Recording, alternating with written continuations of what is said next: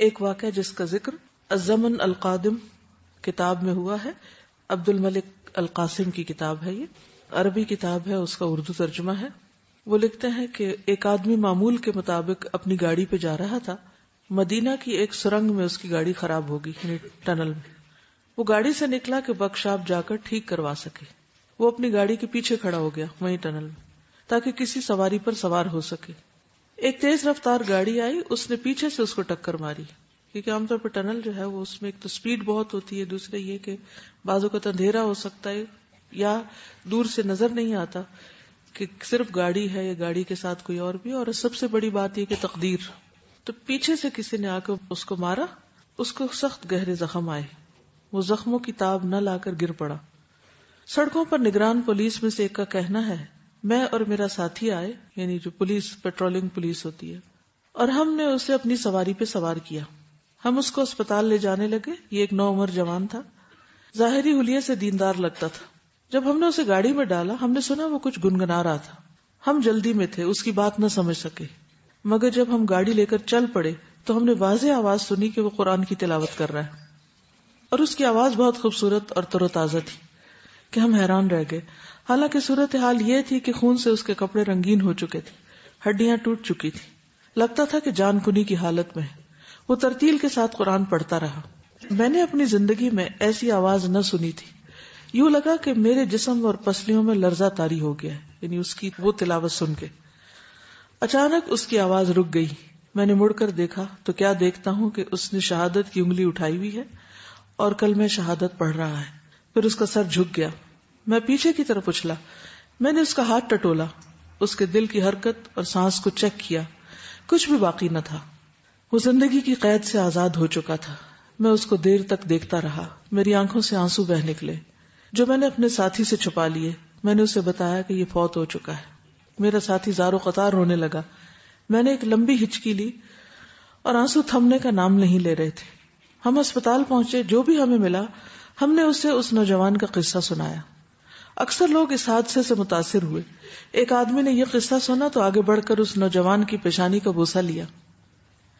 سب اس پر مصر تھے کہ ہم تب تک نہیں جائیں گے جب تک اس کے جنازے کا پتہ نہ چلے کہ اس کا جنازہ کب ہوگا، تاکہ ہم اس کی نماز جنازہ پڑھ کر ہی جائیں، حالانکہ وہ سب کے لیے ان نون تھا۔ ہسپتال کے ملازمین میں سے ایک نے اس کے گھر رابطہ کیا، آگے اس کا بھائی تھا۔ اس نے اپنے بھائی کے متعلق بتایا، یعنی جو بھائی زندہ تھا اس نے اس فوت شدہ بھائی کے بارے میں بتایا کہ ہر سوموار کو وہ گاؤں میں دادی کے پاس ملاقات کے لیے جاتا تھا، بیواؤں اور یتیموں کی دیکھ بھال کرتا تھا۔ پورا گاؤں اس کو جانتا تھا۔ وہ ان کو دینی کتابیں اور دینی کیسٹس دیتا تھا۔ وہ جب جاتا تو اس کی گاڑی چاولوں اور چینی سے بھری ہوئی ہوتی، وہ جا کر تقسیم کرتا، حتیٰ کہ وہ بچوں کی مٹھائی بھی نہیں بھولتا تھا کہ ان کو خوش کر سکے۔ جو بھی اس کو سفر کرنے سے روکتا وہ اس کو منع کر دیتا اور کہتا کہ میں لمبے سفر سے فائدہ اٹھاتا ہوں، یعنی میں گھبراتا نہیں، میں اس کو انجوائے کرتا ہوں۔ راستے میں قرآن حفظ کرتا ہوں اور اس کی دہرائی کرتا ہوں، دینی کیسٹس اور لیکچر سنتا ہوں، اور میں اللہ کے ہاں ثواب کی امید رکھتا ہوں کہ مجھے ہر قدم کا ثواب ملے گا، کیونکہ نیکی کے راستے میں جا رہا ہوں۔ اگلے دن مسجد نمازیوں سے بڑھ گئی۔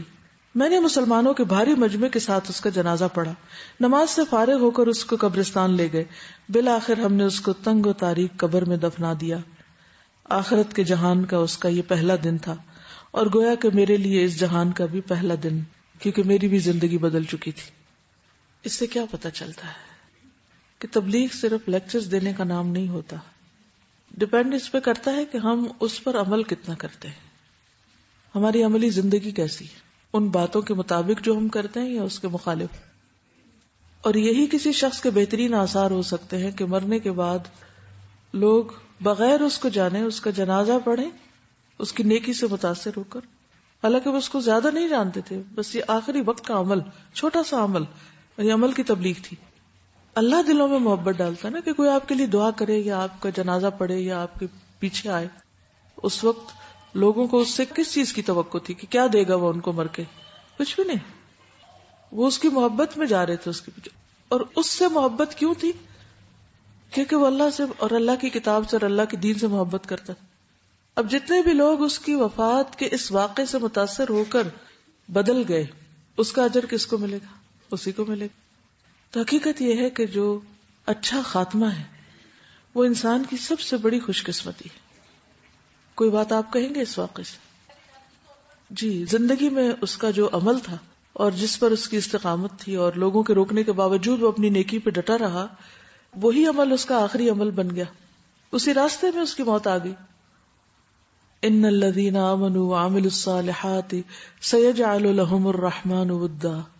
جو لوگ ایمان لائیں گے اور نیک عمل کریں گے، عنقریب اللہ تعالیٰ ان کے لیے دلوں میں محبت پیدا کر دے گا.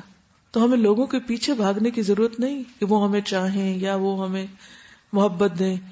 ہمیں اپنے آپ کو اللہ کے ساتھ خالص کرنے کی ضرورت ہے، اور باقی سب کچھ تو اللہ کے ہاتھ میں. وہ جس کے ذریعے چاہے گا دلوائے گا. حضرت ابراہیم علیہ السلام جب ان کو آگ میں پھینکا جا رہا تھا تو اس دوران کہ انہیں اٹھا کے آگ کی طرف لے جایا جا رہا تھا، جبریل علیہ السلام حاضر ہو گئے کہ بتائیے میں آپ کی کیا مدد کر سکتا ہوں. انہوں نے کیا کہا تھا اس وقت؟ حسبی اللہ و نعم الوکیل. آپ کی مدد نہیں، اللہ کی مدد چاہیے، اور اللہ ان کو کافی ہو گیا. بندے تو خود محتاج ہیں، مخلوق تو خود محتاج ہے، لیکن اتنا توکل ہو اللہ پہ تو پھر ہم کہتے ہیں نا. ورنہ تو ہر وقت ہماری نظر اس پہ ہوتی ہے جو لوگوں کے ہاتھ میں ہوتا ہے کہ کسی طرح یہ ہمیں کچھ دے دیں، ان سے ہمیں کچھ مل جائے. جبکہ سارے خزانوں کا مالک کون ہے؟ اللہ. اللہم لا مانع لما اعطیت ولا معطی لما منعت ولا ينفع ذا الجد منک الجد.